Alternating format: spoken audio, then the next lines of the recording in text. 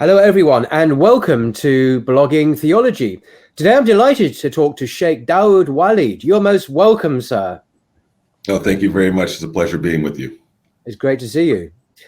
In the West today, the roles of men and women are subject to a great deal of dispute. Secular liberalism has removed previously accepted traditional roles and obligations. Liberal feminism has, arguably, created a hollow version of equality that has, on the whole, many say, harmed women and men. And especially online, there has been a backlash with a crude assertion of masculinity that many critics say shows loathing of women and removes any of their rights. But before we discuss this, I'd just like to introduce Imam Dawud, who has recently published a serious contribution to the subject of manhood. He argues, I think, that the rich classical scholarly works detailing how to bring up young men have been lost. This sacred idea of chivalry may look out of place in today's world, but it produced well-balanced young men that combined courage with humility, strength with forgiveness, and public duty with prayer. Imam Dawud believes that Islamic masculinity is perhaps not naturally acquired, but has to come from revelation and reinforced by models of manhood within families and communities. Now, he's recently authored a brilliant book entitled Futuah and Raising Males into Sacred Manhood. And it's a timely contribution to the topic. And I'll link to it in the description below, because it is published now and it's available to read. You can purchase it for yourself. Imam Dawud is currently the executive director of the Michigan chapter of the Council on American Islamic Relations. He's on the Imams Council of Michigan, and he is a senior fellow at the Auburn Seminary based in New York. It's a prestigious seminary, actually. Walid has studied under qualified scholars the disciplines of Arabic grammar and morphology, foundations of Islamic jurisprudence, and sciences of the exegesis of the Quran. And he previously served as an imam at Masjid Wali Muhammad in Detroit and the Bosnian American Islamic Center in Michigan. And is the author of books, Futuah, sorry, I probably mispronounced it, Futuah, and Raising Males into Sacred Manhood, Blackness and Islam. I notice at the back behind you, sir, is a picture of the cover there. And Towards Sacred Activism, as well as co-author of books entitled Centering Black Narrative, Black Muslim Nobles Among the Early Pious Muslims, and Centering Black Narrative, Ahl Bayt, Blackness and Africa. He's also the author of essays in the 2021 book, All American, 45 American Men on Being Muslim, as well as the 2014 book, Quran in Conversation, and the author of the foreword to the 2022 book, The Spirits of Black Folk, Sages Through the Ages. So you've been incredibly busy, incredibly productive, alhamdulillah. And as I say, you're most welcome on Blogging Theology today. So I've given a very simple and brief introduction to your work. Could you perhaps take us forward and share us particularly your most recent work and what that might be about? Bismillah ar-Rahman ar-Rahim, alhamdulillah, wa sallallahu ala nabiyyina Muhammadin wa ala alihi wa sahbihi and wala. First of all, let me say, Brother Paul, that it's been a pleasure watching your many episodes with a number of scholars and intellectuals from our community that have discussed a number of timely topics, including this topic, or at least shades of this topic, as it relates to the spread of progressivism or liberalism in the postmodern age, as they call it, in which things that used to be traditional in society as it relates to gender, sexuality, and have honor through sacred morality is being currently deconstructed in very robust and aggressive ways in Western societies, from UK and America, as well as other locations. So I thank you for that and the many discussions. In regards to the book that I wrote, Futua and Raising Males in the Sacred Manhood, is based upon problems that I observed that other du'at, we could say preachers, scholars have observed, as well as even single mothers in the Muslim community saw, that we saw and that these single mothers saw, is that there needs to be some sort of reshifting of how we raise males and to be honorable men in our society. And this is not simply a Muslim concern. There have been people who aren't Muslim that have written about this phenomenon. Going back over a decade. There's a book called Coddling of the American Mind that talks about it in general from both genders and the problem of delayed adolescence. Dr. Sachs wrote the book Boys Adrift, and there's been several other books that have come out in between this time and after this time that have talked about the issue. For us, as Muslims, we aren't a people that are supposed to just simply complain about things. We look at problems, we look at the facts on the ground, or the fiqh waqia, and we look at our tradition. And alhamdulillah, most of the heavy work on the macro level has been done by our pious predecessors and our noble scholars and the saintly men and saintly women that have preceded us from the Hijaz going into Persia, into West Africa, and various places, have been written about these issues and have given us historical models and even institutions that we can look at in which beautiful things were produced for not only Muslims, but also I would even argue for non-Muslim lands, in which the West in particular received a lot of benefit from. But the issue of restoring sacred manhood has a number of issues that need addressing.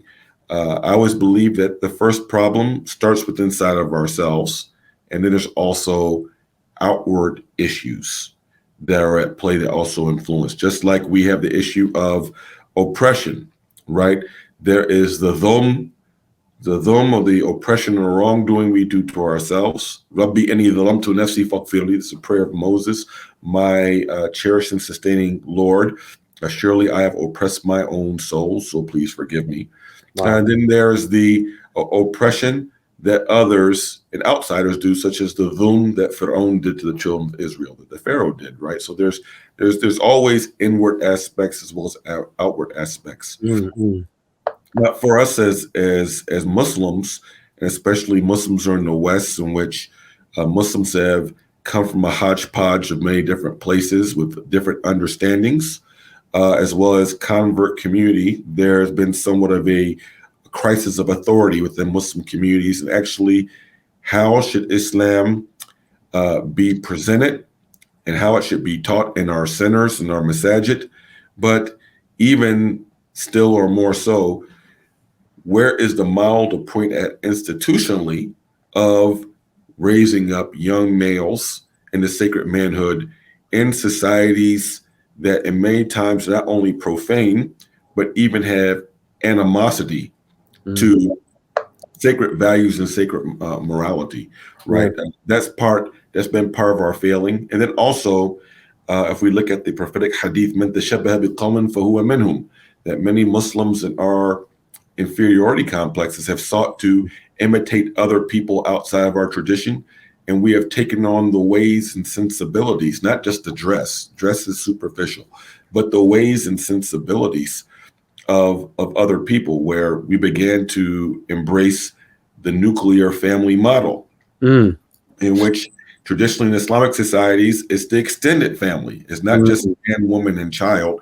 It takes a village to raise a boy into being an honorable man. Oh, it's such an important point you're making there. Yeah. So we have the nuclear family concept, in which now even nuclear family is being broken down. At least in America, We're approaching half of children in America are born from relationships out of wedlock, being born from zina. This is a catastrophe for the society. And even us Muslims, even some Muslims now are having children from zina. This is a phenomenon here that's starting to take place in the United States of America. I'm not sure about the UK. So these are issues internally, but then we have externally what our children are being exposed to and how they are being taught in public schools. First, starting off with, you have young males of all backgrounds, including Muslims, who predominantly go to publicly funded schools. And for 6 or 7 hours in their formative years, they may have 0 teachers that are men. They are exposed to nothing but females and women, and we are creatures of imitation. So if the rearing and the education of young males is coming from nothing but women, then how can they actually learn to function or model honorable masculine behavior? Because no matter how hard women try, a woman can never be a man, even though she can have her own virtue and have her own honor and her own respect. But it's important for young males to see actual upright men. It's interesting, just to pause on that very good point. In England, certainly at primary school level, it's overwhelmingly female teachers. And it's interesting, this drive towards equality in the professions. This never seems to be a particular problem for most officials. They don't say, well, we need to have more men in the teaching professions. That doesn't seem to get mentioned for some reason. But in other things like, I don't know, engineers or whatever, we must have, or astronauts, we must have more women. When it comes to actually being teachers, they don't really care if it's overwhelmingly female. So this is a kind of an odd blind spot anyway.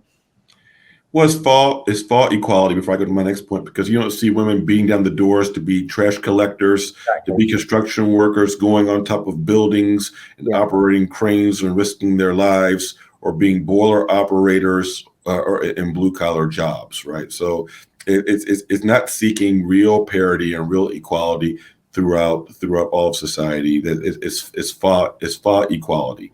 Really, I mean, if radical feminists were to be honest, they don't want to do the real grunt work and the real dangerous things that men have always done historically to build up society.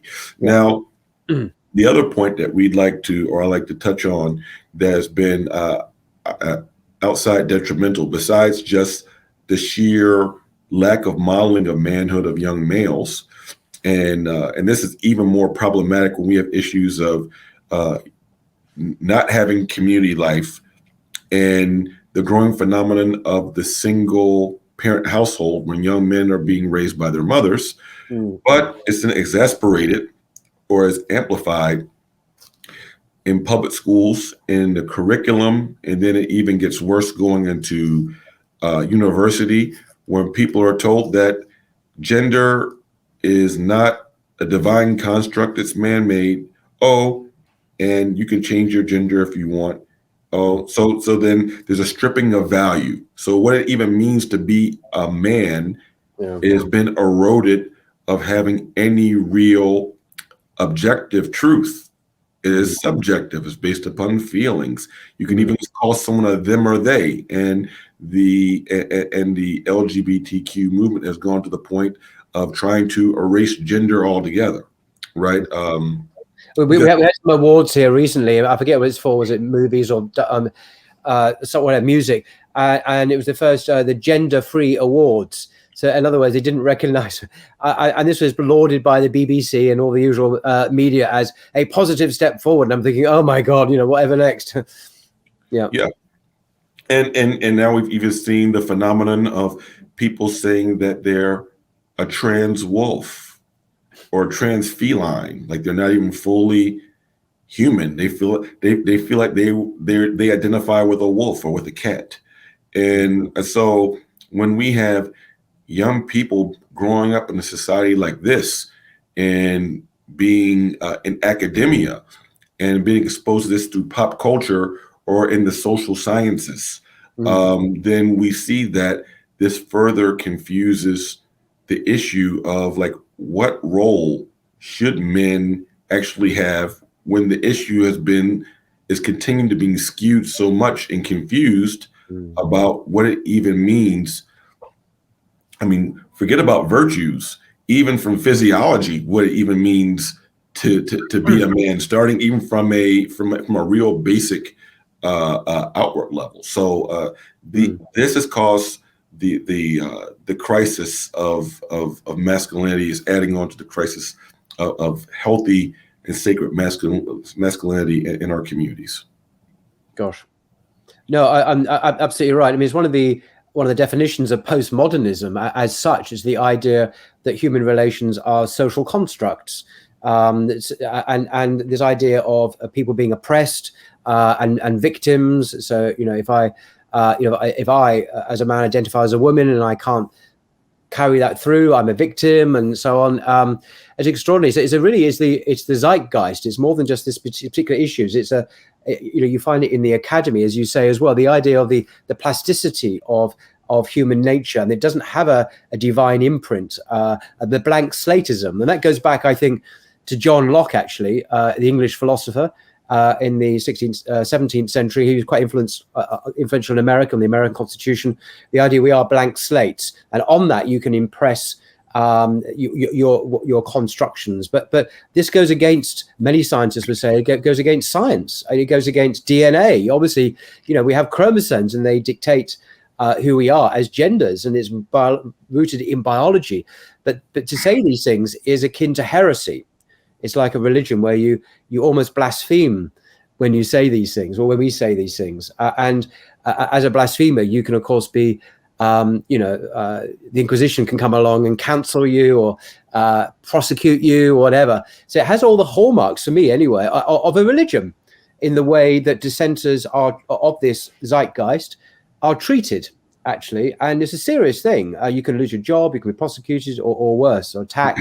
It's called horrible names, like transphobe or homophobe or whatever.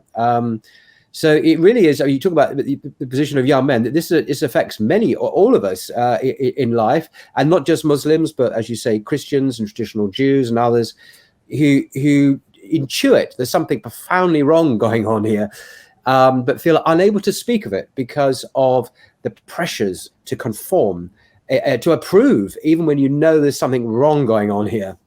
Anyway, end of rant. No, I mean, it's not a rant. It's valid points, and it leads into this, that we as Muslims have to go back to our tradition. As I mentioned, I'm a man who believes firmly in the tradition, and we have to have an epistemology. We have a way of which we understand and we know what is truth, or some would say is usul, a part of the usul deen, that we have creed, and we have a standard of knowing what objective truth is. And this is our basis of where we start the conversation with inside of our community. And when we talk, I just finished having, I was in Northern Virginia, and I did an all-day session with males, all male session, intergenerational, youngest around like 14, 15, going up to the age of about 50. And we discussed this issue first from the issue of belief, before talking about the certain virtues, right? So when we talk about manliness or manhood, that first, going back, it's a divine construct. And we have in the Quran, Surah Hujurat, in the 13th ayah, God says, "O humankind, surely we created you from a single male and a single female. Ya ayyuhan nas inna khalaqnakum min dhakarin wa untha."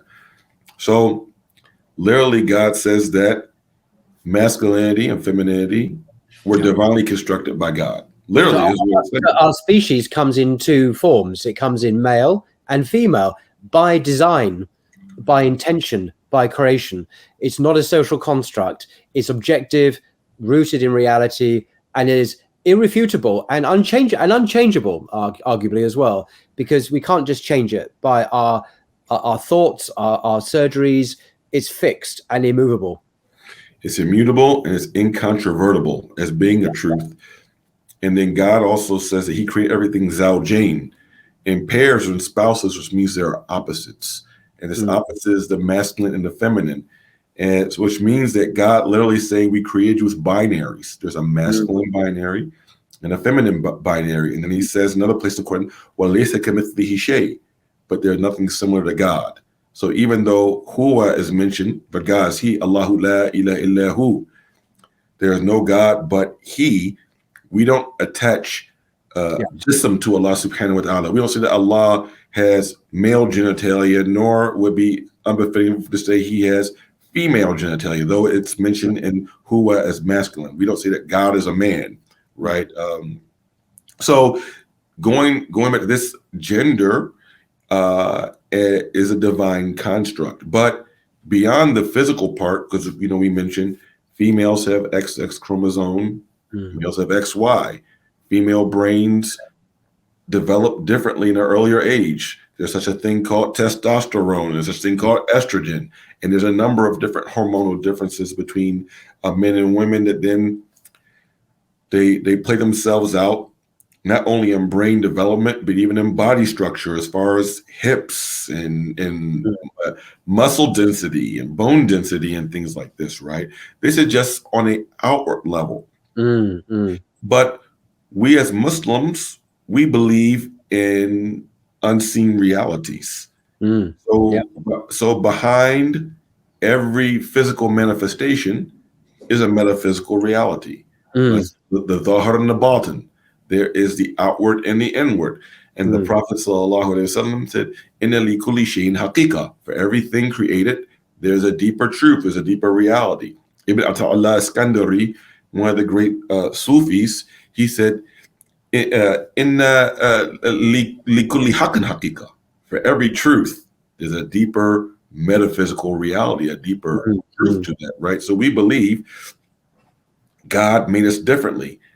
The sacred law or the Sharia has certain roles that are different from males and females.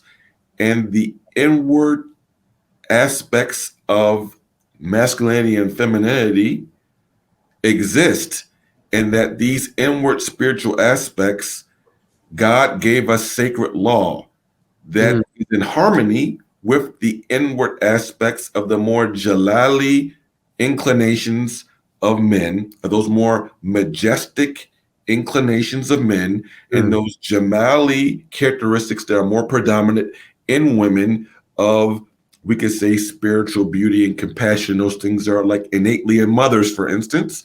Those were given more to women than men, though men also have some of those things, just as women have some of those things. But the sacred law recognizes this and manifests these inward realities outwardly, right? And it's interesting. I mean, although I agree with you, one can actually see a lot of this in the animal kingdom as well. It's not just a uniquely human dimorphism, duality, a binary. You see it in, as I say, in the animal kingdom, in the the higher apes and all sorts of species. You see a similar kind of pattern there.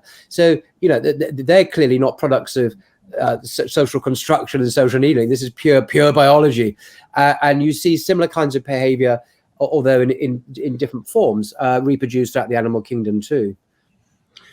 Yes. So just wrapping up this point. So we believe that just as there is a physical reality to masculinity and femininity, physical reality is a metaphysical reality. There's an inward reality to these outward manifestations that Allah subhanahu wa ta'ala made. And going back to Surah Hujurat, when he says, surely we created you from a male and female and made you into different nations and tribes that you may get to know one another. Lovely. And surely the most honorable of you with God are those who are the most taqwa. Inna akramakum indallahi atqakum. So by implication, we're starting off male and female. So we're not putting forth the proposition that men have more inherent dignity and honor than women. But nor would it be right to pathologize masculinity. As many radical feminists have said, they say, oh, that being feminine or being women is somehow more morally superior or less evil than men. No, God doesn't say this. The most honorable of people with Allah subhanahu wa ta'ala is those with the most taqwa. And Allah subhanahu wa ta'ala tells us in this, right, he made us different, li ta'arafu, that we may recognize and see that there are actually differences, that we're not exactly the same. And many times when people discuss this in Quranic exegesis, they only talk about the differences between ethnic groups or racial. But actually, if we start off at the very beginning of the ayah, from humankind, then what comes, males and females, we're supposed to recognize that there are inward and outward differences between the masculine and feminine. Just as there's differences in diversity between the Arab and the non-Arab and the white and the black. But we don't say that Arabs are inherently better than non-Arabs, nor as we would say that blacks are inherently better than whites, which also some people who are involved in critical race theory put forth this thing that white people are inherently racist and inherently have to divest from their white identity because you're guilty by your white birth, and that's not racism, a pure racism. It's because you're judging someone's worth and character purely based on their race, which is racism, and yet it's acceptable in those examples when it comes from a different school of thought for some reason. Exactly. So likewise, we recognize that there are differences between the male and the female, and our job is not to try to erase those. Just like I wouldn't say, oh, we should be colorblind. No, God made us in different skin colors and languages, and these are signs. We don't erase these. We recognize them so that we can appreciate this beauty that Allah gave us in this diversity, but we don't seek to erase it. So I don't see color. I mean, that's silly. Likewise, it's silly to try to erase gender or to try to pathologize one particular gender, in which this is part of the problem. Masculinity in the West amongst far leftists and progressives and those who many times would hold on to or are part of critical gender studies have pathologized masculinity. They've made it inherently problematic. We as Muslims say this is un-Islamic. This goes against the Quranic ethos. This goes against the authentic sunnah, and it goes against what the saints and sages of our deen have always talked about. And if a Muslim is preaching this or writing about this or doing political organizing around this, then they have deviated from the foundations of our noble faith. They've deviated. Let's ask you, Shaykh, on that. I was speaking to the other day to a prominent Muslim academic or intellectual. I won't mention his name because I don't want to embarrass him. And I haven't got permission anyway to mention what I'm about to say. That he told me. I just got back from California last week, and he was saying we're just talking about the differences in Muslim activists and politicians in the United States and in the UK here. And he was saying in the US, and you know, he knows the scene pretty well there. Many Muslim activists and politicians are, in his view, at the forefront of LGBT trans activism in the States. And I thought, what? You know, I knew there was some, but I didn't realize it was so common. And so for what you're saying, it looks as if there's considerable, what's the word? Not capitulation. Well, maybe it is capitulation. Embracing of this latest zeitgeist by Muslim leaders themselves in America.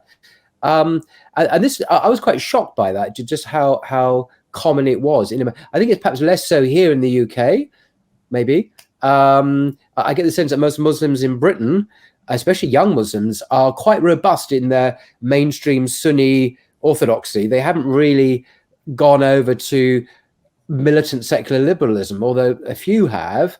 But in America, it seems to be a bit different. Is that impression accurate, do you think? So I've traveled to the UK more than once, and I will verify your conclusion that Muslims in America are much more liberal and much more secular in their sensibilities than Muslims in the UK, unfortunately. And when we talk about this issue of embracing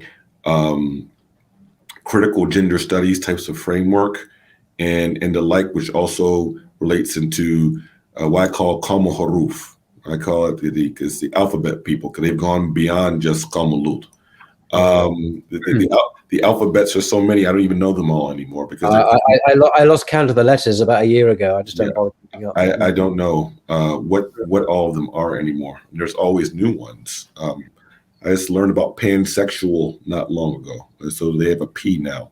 But unfortunately, many of these Muslims that you're talking about, a lot of them haven't just simply capitulated in doing this sort of dawah for gender confusion because they're doing it because of political expediency. Right. A lot of them actually believe it, which is even scarier. Yeah, it's even scarier. And that's part of the problem. So I know some activists who have capitulated because it's what's popular in so-called progressive circles, and they get money and funding for it.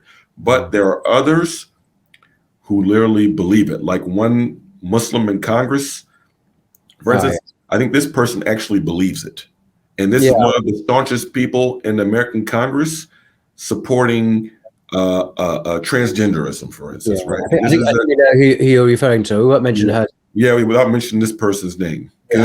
We have 3 Muslims in America in Congress, 1 man and 2 women. So I'm not going to mention even the gender. But it's quite astonishing and actually quite horrifying, and it confuses young Muslims further about their place in society and their own identities, including their own gender identities. When you have a prominent Muslim spreading gender confusion, then no wonder we have so many young males and young females that are now confused about what is a traditional masculinity and traditional femininity, because their heroes, their role models themselves are spreading gender confusion.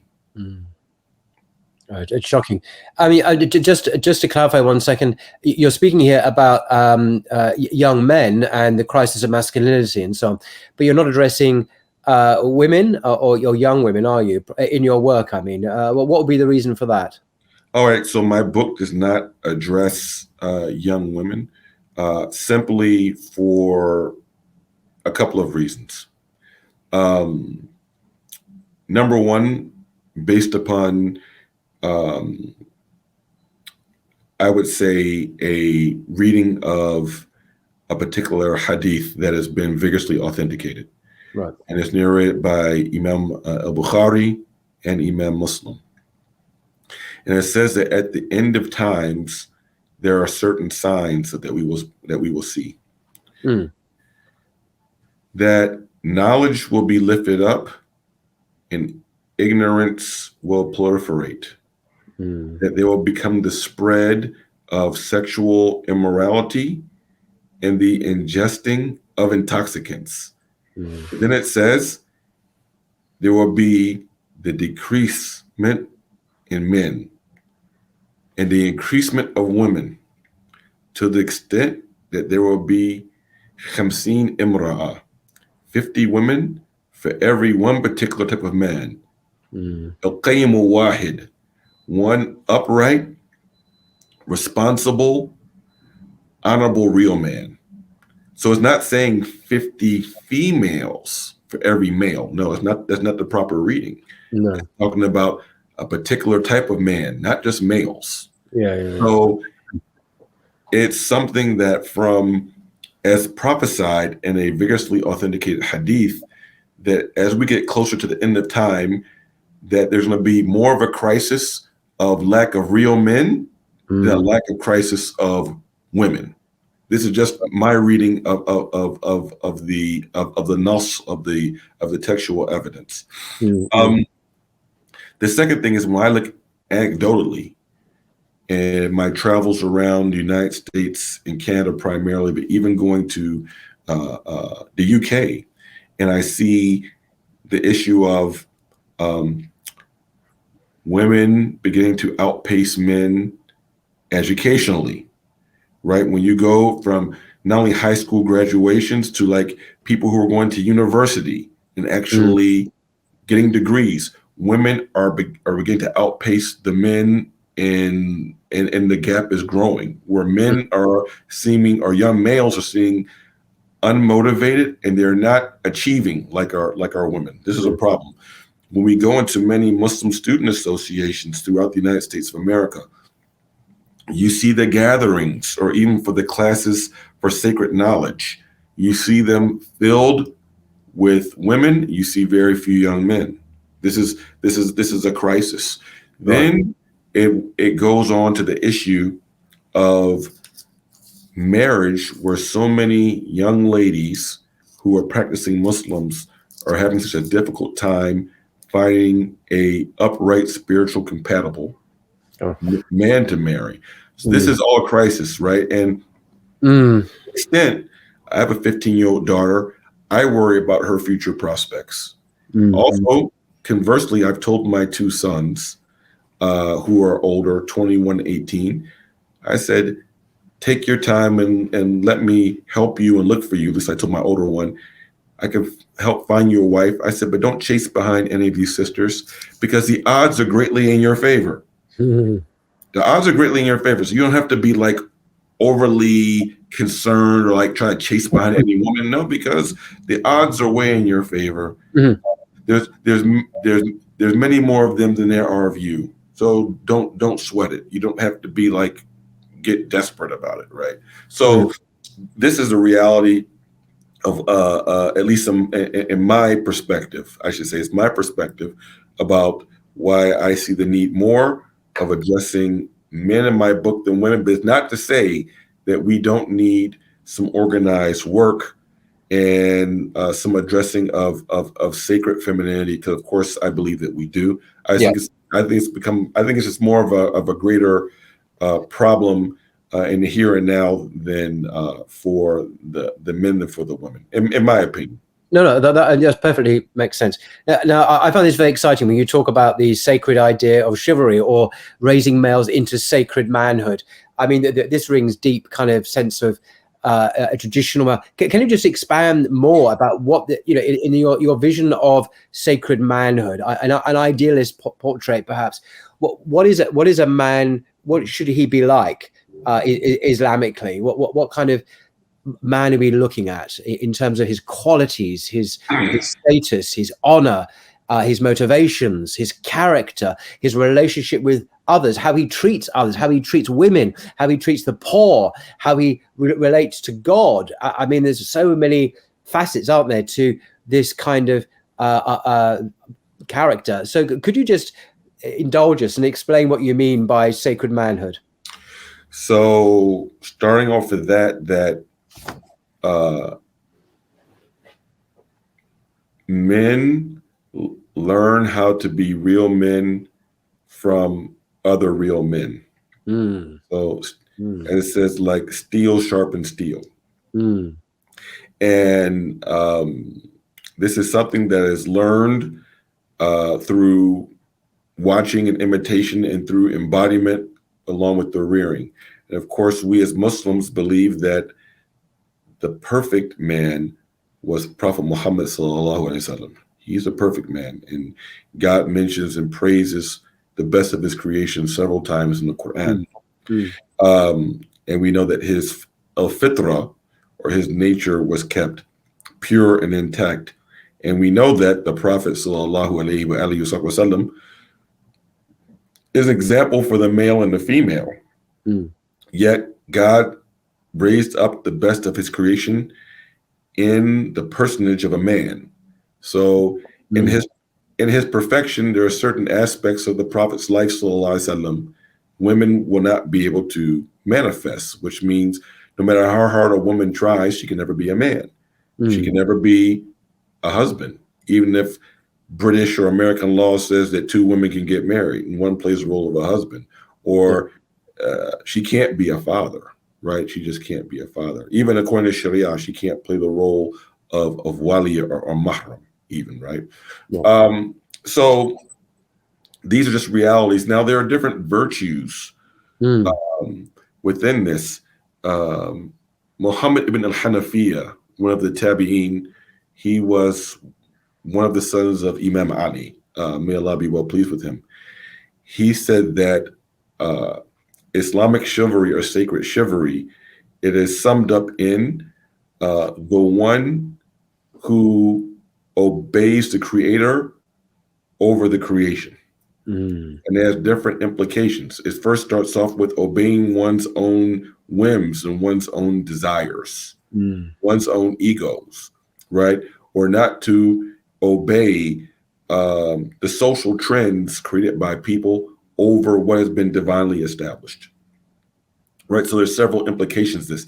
Imam al-Qushayri, he's one of the great Sufis who wrote in his Risala, he has a chapter called El-Fatwa, and we studied this and read this to the young men, that he said, in essence, fatwa, or this sacred chivalry, is following the way in its fullness, to seeking to follow the way in its fullest, the way or the path of Prophet Muhammad, salawatullahi wasallamu alayhi, right? This is the fullness of this. Now, however, there are virtues within this fatwa that many scholars wrote about. Kitab al-Fatwa by Sulami, and this has been translated into English. I think it's called the Path of Sufic Chivalry or something. I believe it's been translated. That's been translated, but there are several books that were written. Shaykh Abdul Qadir Jilani wrote a treatise on al-Fatwa, one of the great Gnostics in the Islamic tradition. Ibn Mi'mar al-Hanbali, he wrote a book, Kitab al-Fatwa. Ibn Qayyim al-Jawziyah, who's one of the chief students of Ibn Taymiyyah, he has a chapter in his book Madarij al-Salikin talking about the different ranks and the different levels of spiritual wayfaring. And by the way, I believe from my research, Ibn Qayyim al-Jawziyah was a Sufi, right? And there's a connection between the path of chivalry and tasawwuf for Sufism. These are intertwined amongst each other, which talks about different virtues or traits of character that get built up in a young male. They get taught didactically, and then they also are modeled for the young men, as Ali was raised up by the Prophet ﷺ, because at a very young age, his father Abu Talib went into poverty. He sent him at a young age to live in the house with the Prophet ﷺ, as well as Khadija. And basically, Ali's tarbiyah came from the Prophet ﷺ before the Quran was revealed. He was with him from the very first part of the revelation to his very last breath. Ali was there, but he was raised up. This is why the Sufis say, the people of Fatwa say, that the inheritor of the way of Islamic chivalry is Imam Ali, is the spiritual inheritor of this path. Why? Because this is the Prophet ﷺ didn't have sons that grew up to be mature. And as Muslims, they all died young, but Ali was raised up like a son, and at an earlier age, even in Zayd ibn Haritha, the young man he helped raise up. Of these virtues relates to, as you mentioned, firstly, one's relationship in their heart with their creator, then with themselves, and then with the rest of the creation, with the people. And one of the Sufi scholars who wrote about this in Fatwa, and it's in its levels, he wrote about this, that the first step in this is truthfulness.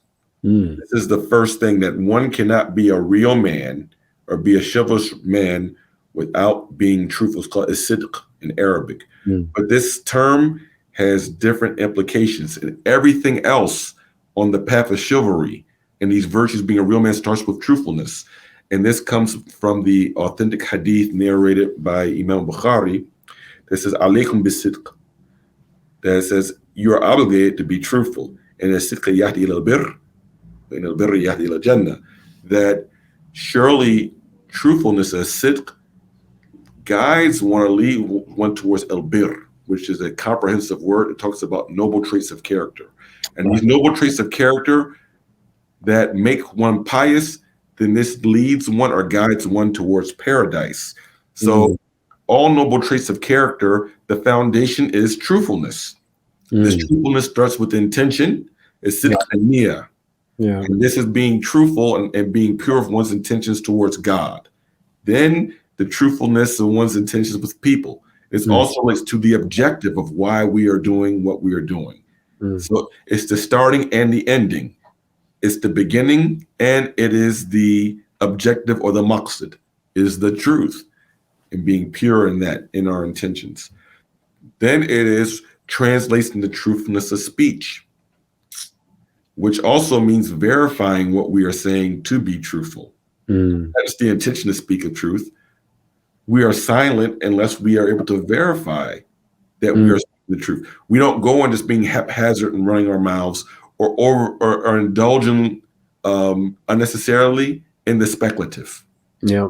Like real men don't run their mouths too much. Don't talk too much about things that are vain or unnecessary. Truthfulness in actions, that one's actions comply with the sacred law, but that one also keeps their trust. Because Abu Bakr Siddiq, he mentions as-sidq amana wa kadhibu khiyana. As-sidq amana means the truth is a trust. And we know the Prophet ﷺ was known in the days of ignorance as as-sadiq al-amin. He always spoke the truth and he always kept his trust, right? When you say you're going to be somewhere, you be there, and you strive to be there on time. Don't make your promise. No such thing as Muslim time, which means being late, or Arab time or African time. This is foolishness. Or you let someone borrow something, you give it back to them the time you say you're going to give it, and you strive to give it to them in the same shape that they gave it to you. Yes. If you're given the job, you fulfill that job with excellence, right? Yeah. This is part of being truthful.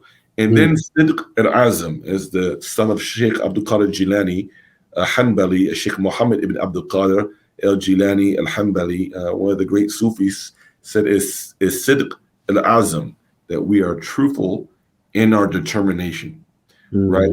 And this is part of what it means to be a man, that when we get resistance, we get pushback, we don't relinquish the truth. When things get difficult, we stay the path, right? Because the pathway of truth is not supposed to be light. It's not supposed to be for the weak. People who stick to the truth are going to face resistance. Things are going to be difficult, but we hold on to the truth, and we are determined to stick to that truth, right? In words and in deeds. So this is the beginning part of what it means to be the first of those virtues of being a chivalrous man. And if a man cannot strive to be truthful, then the other noble traits of character are called makarim al-akhlaq, according to the Prophet ﷺ. They're going to be deficiencies in all other traits of character if one cannot be truthful. And this truthfulness starts with one being truthful in themselves with God. Okay, that's a very, very beautiful characterization of the virtues and attributes of sacred manhood. But I just want to come back to the comment I made right at the beginning, perhaps, that there has been a bit of a backlash, at least online, with, I think, some crude assertions of masculinity, which are not really anything to do with what you're talking about. And many critics have said, look, this just shows loathing of women and disrespect of their rights and so on. So, I mean, what do we say to that? Because many Muslim youth follow these. I won't mention names, of course. These famous people online. How should, my question really is, how would a man who is striving to live by the way, the deen, the sacred man, the path of sacred manhood, how should he treat women? I mean, what is the relationship he should have with women? Should he treat them with contempt as mere objects of, and so on, or is there a different way that a man who's following the path of sacred manhood should treat women? Well, the first part you said about the problem, if young people are gravitating to certain people who have messages that are un-Islamic, I don't blame the young people for that. I blame the lack of organization and embodiment of that manhood in the lives of those young people from their elders and from the community leaders. So I don't place the blame on young men if they look at the former kickboxer who now became Muslim, may Allah guide him and guide us all, or the clinical psychologists in Canada, whoever they're following, on the so-called manosphere. I don't blame men for gravitating towards that. And again, and even everything they say, I don't think it's wrong, right? There are certain things they say that have some truth to it, but you mix in truth with falsehood, and then how it's delivered, it becomes unpalatable. And if I can make an analogy that one of the Arifin made before I go to your the main question, the Arifin, one of the Gnostics, said that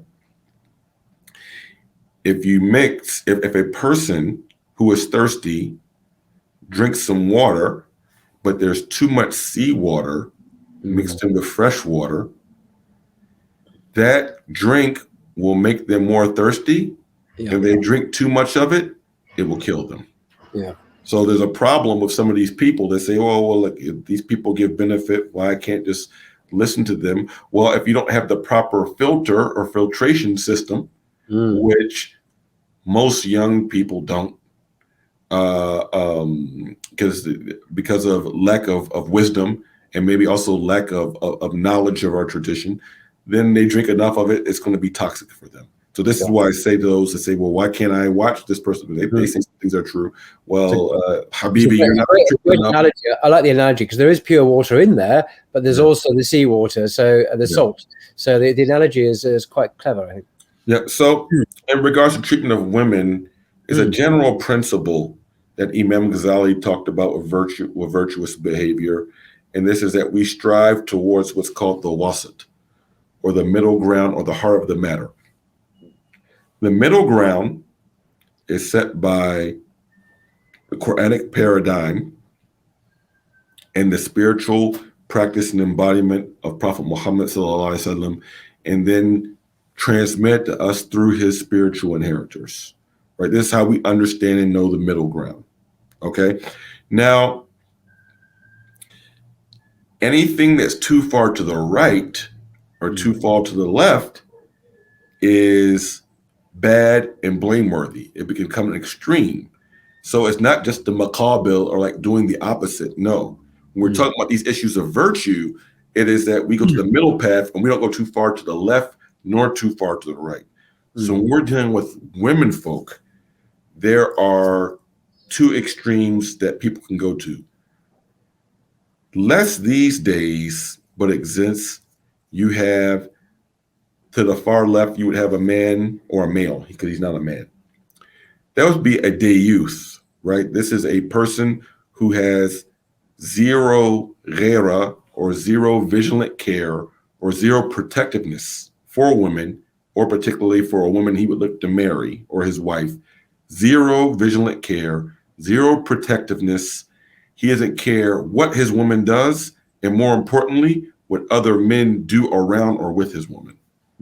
This is an extreme where he will just say nothing, nor would he even step up to defend the honor of women. This is a deus. This is an extreme. Some or overly catering towards what a woman wants to the extent of trying to please her more than pleasing Allah subhanahu wa ta'ala, or doing with the sacred law, or doing away with any sort of nobility. So in America, this person would be called also a simp. I was just going to say, yeah. Simp. That's one extreme. The other extreme is to the right is a brute, is a tyrant who is rough towards women, who talks about wanting to control women, to put them in their places as if they're mere commodities that don't have souls, who don't have feelings, and beyond taking leadership, which a man should do with women, and protecting her also includes protecting her feelings and being the bigger man. And part of what Fatwa teaches us of dealing with people in general, but including women, Fatwa says that when dealing with women, you are willing to give the women folk all of their rights, and that at times you're willing to forego your rights as a man to make sure that women have their rights. You prefer women to be comfortable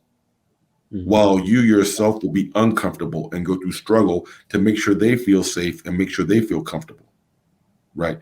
That is how the Prophet did, sallallahu alayhi wa sallam, with Ummahatul Mu'mineen, with his wives and with his daughters. And of course, we know all of his daughters passed away before him, except for his daughter Fatima. May Allah be well pleased with her. But this is how he dealt with the women folk. So if we really want to see what a real man is and how a real man deals with women, look at the Prophet sallallahu alaihi wasallam. Did the Prophet sallallahu alaihi wasallam bar his wives from being able to visit their family or visit their fathers and keep them locked in the house? Of course not. Did he ever hit his women? Of course not. Did at times his women or his wives say things back to him? Yes. Did he cuss them out? Absolutely not. Yeah. Get in your place, woman. We know stories of Aisha getting his face, actually poking him.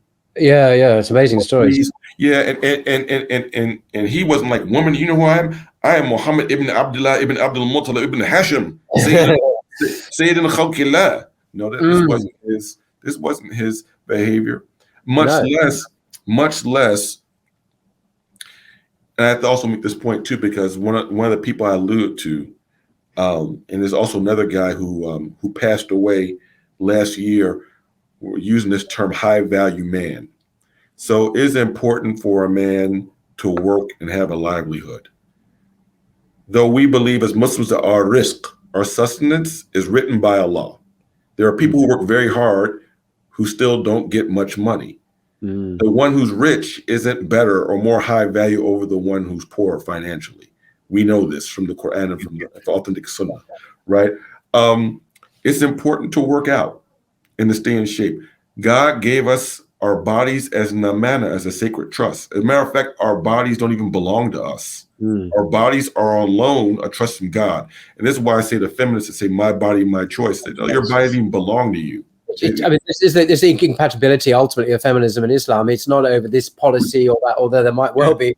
It's a fundamental metaphysical, philosophical disagreement about ownership and sovereignty. No, we don't own our bodies. They belong to God, as is the whole universe. And thus, it behoves us to pay attention to our Creator's guidance and instruction. Not to do that is to go against the fundamental nature of our being. It's not just a question of religion or, it really is a fundamental metaphysical existential issue.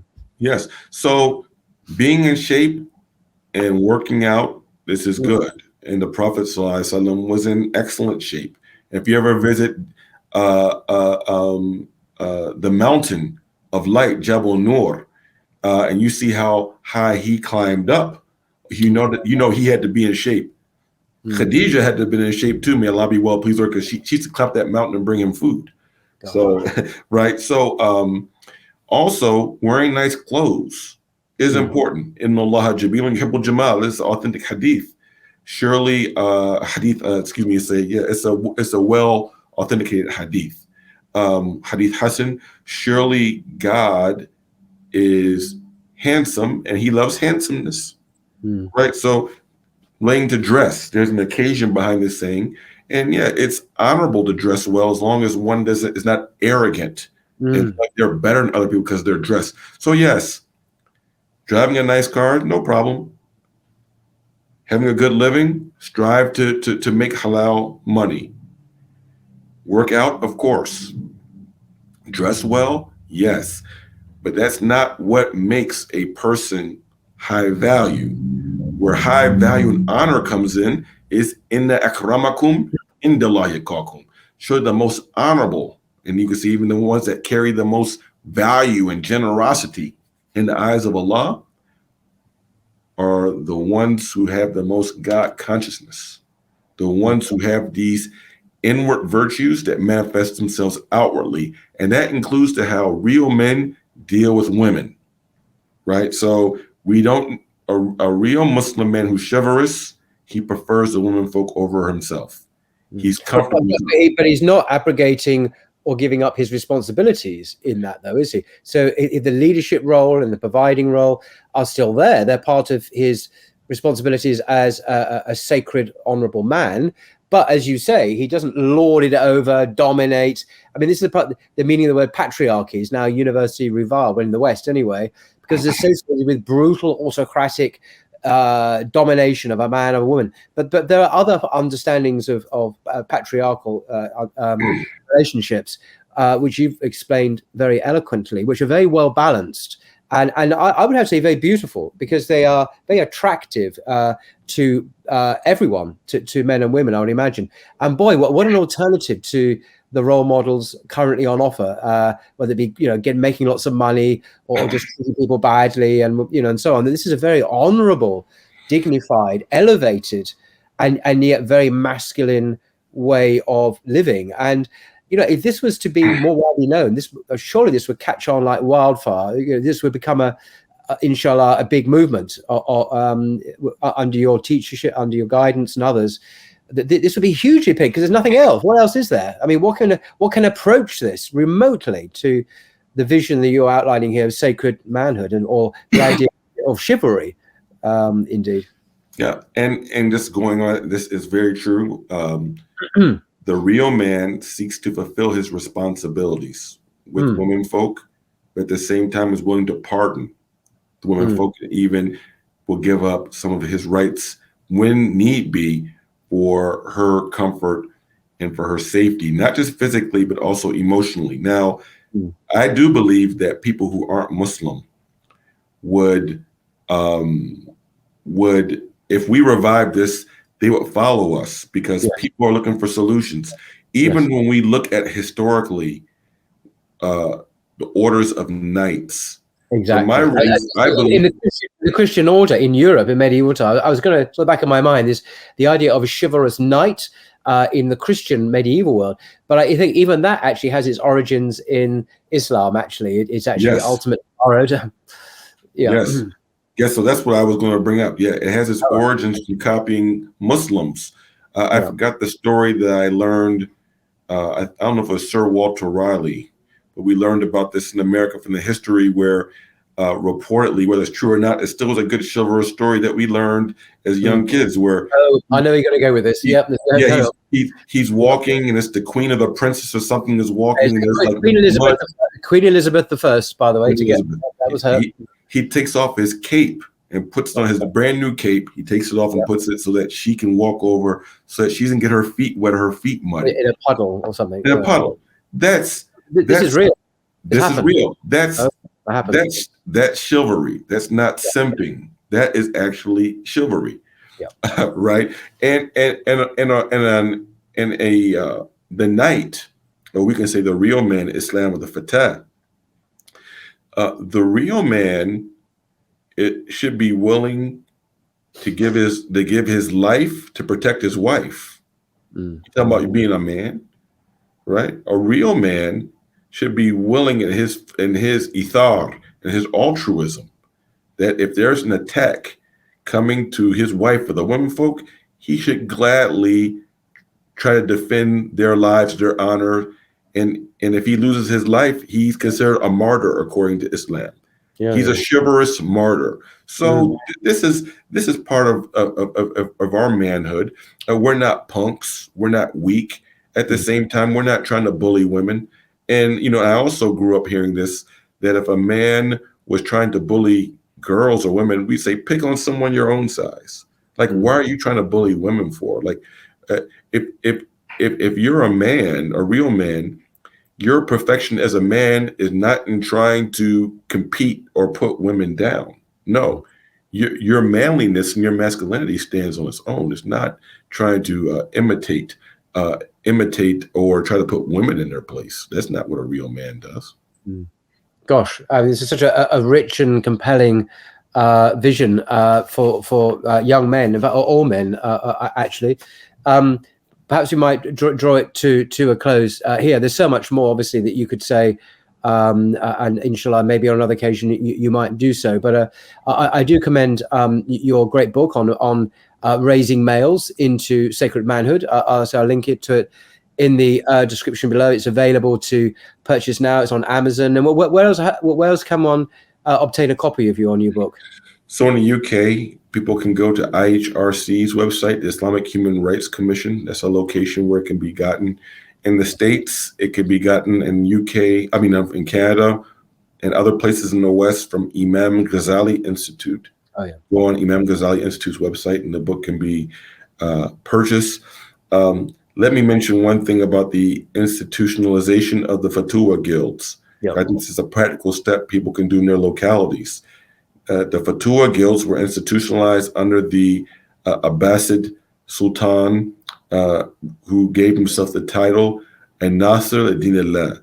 So he was a historical contemporary of Shaykh Abdul Qadir Jilani and also of Ibn al-Jawzi al-Hanbali. This is the time frame. Also the time frame in which Jerusalem was taken over by the Crusaders. Muslims had lost. So there was this idea that Muslims needed a spiritual revival and a need of training up young males to be honorable knights, and that this would help rectify the issue of Crusaders who had taken over the land of Muslims and were humiliating Muslims. So these Fatwa guilds were started, and they had 5 components. And these are types of components that we could have in our localities in different levels. There is the tarbiyah and the teaching of adab, or teaching etiquettes and basic comportment, starting with how young males should deal with their elders, then how they deal with others, including how they should deal with women folk. The second is of teaching sacred knowledge, that the absolute necessities of the religion that a Muslim needs to know, a young Muslim man needs to know theologically, and what's called the Fard Ayn, the individual obligations according to sacred law, is then taught to these young males. The third one of these is the sacred physical activities. Young men were taught how to fight, wrestling, or we could say martial arts, training in archery. These are good physical activities to let off youthful energy, but also helps to teach discipline and also precision. Yeah, I learned, sorry, just briefly, I was at Zaytuna College a week or so ago about the idea of sunnah sports. I wasn't really familiar with that. You mentioned archery, but also horse riding. Equestrianism. These are sunnah sports that men and women can enjoy, and there are other ones as well. Yeah. So the last thing I would end with is that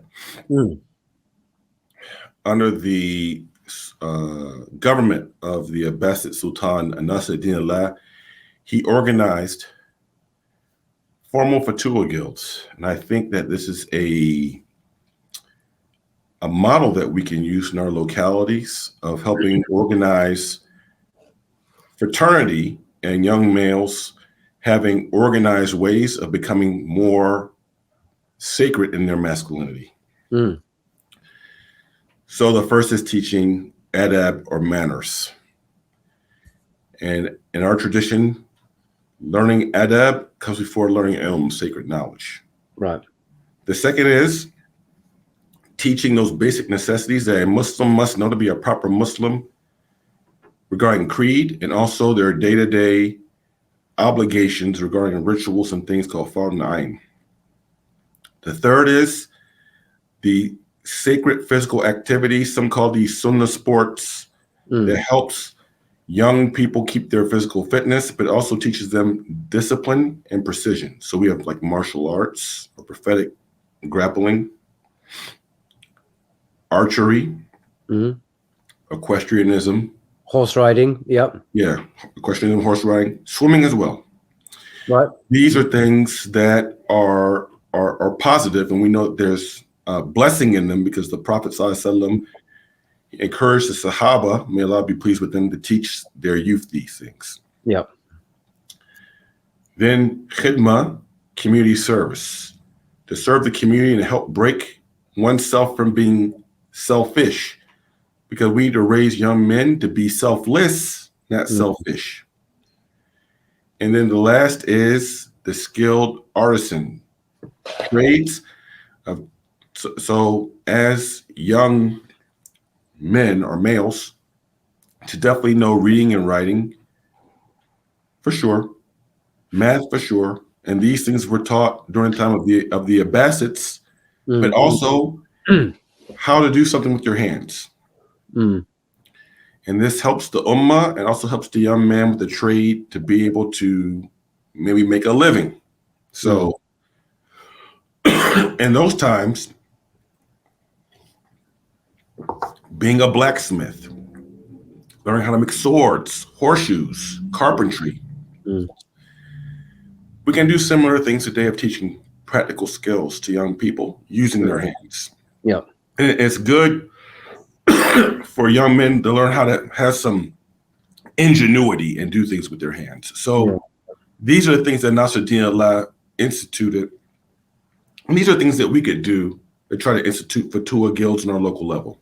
Yeah. It's interesting. When I was at Zaytuna College a week or so ago, as part of the curriculum itself, and this is obligatory, were some of these sunnah sports like archery and horseback. I was invited to go on horseback. I said no for other reasons. Mathematics is part of the curriculum, or what they call the liberal arts. So there's an attempt to move not just have the Islamic tradition, which obviously they do teach. These are young people, overwhelmingly, I think, who are on their courses, but to teach the other disciplines and scholarly activity, and also sports, and archery was available as well, I think I said. So quite a rounded curricula there for the young Muslim students. I was very impressed, actually. Yeah, I think it's Imam Dawud Yassin, I think, helps lead up a lot of that Zaytuna College, at least he used to. But very important to teach these young men. And also, they have camps or opportunities to take young men away from the comfort of their homes so that they can learn a little struggle and be put under a little rigor and a little discipline. So these also, the guilds, which, from my belief, what was in America that used to be called the Boy Scouts. What used to be called the Boy Scouts in America. The Boy Scouts. Seems to have been copied off of the Fatwa Guild type of system in many aspects, but it's not called the Boy Scouts anymore. They dropped the boy, because now anyone can join now, unfortunately. Yes, I remember that happened in England as well. Yeah. So, but these are ideas that we have, and we have an historical roadmap, and if anyone wants me to come to their community, and hopefully I hope to try to come to the UK after Ramadan. I'm sure there'll be many young Muslims, men particularly, who would not only welcome you here, but listen to you and learn from you and benefit from you hugely. So inshallah, that will happen one day, sir. Inshallah. Yeah, we can come to the community and do some training with some of the older brothers, and then try to raise up some youth leadership so that these things could be implemented in whatever area you're in. And we've done this to an extent in the city of Detroit, in the area that I'm in, where for the last 3 years we've been working steadily on this issue, and we've implemented 4 of the 5 elements of the traditional Fatwa Guild. We've implemented those here. Wow, that's extraordinary. Just lastly, and did you have a YouTube channel that we? Yes. People can find me on Shaykh Dawud Walid. If you go to my YouTube channel, you can go there. I don't have any. Sorry. Pardon me? No, I was just saying that I saw recently a fantastic video of yours talking about your most recent book about raising males into sacred manhood. So those who don't get hold of the book at least can hear the ideas contained therein by your good self on YouTube. But I'll link then to the YouTube channel and to your book in the description below, so people can do further reading and exploration of your thoughts. Wonderful, fantastic. Good, excellent. Well, thank you very much indeed, Shaykh Dawud. Well, it's been an absolute honor and a pleasure to have you on Blogging Theology. Inshallah, it won't be the last time, but we'll see what happens. And I do wish that the thoughts that you communicated with us will be taken seriously and will catch fire, so to speak, amongst the Muslim youth in the West, particularly where they are sorely needed. So thank you very much indeed for your time, sir. Thank you very much. Assalamu alaikum. Wa alaikum assalam.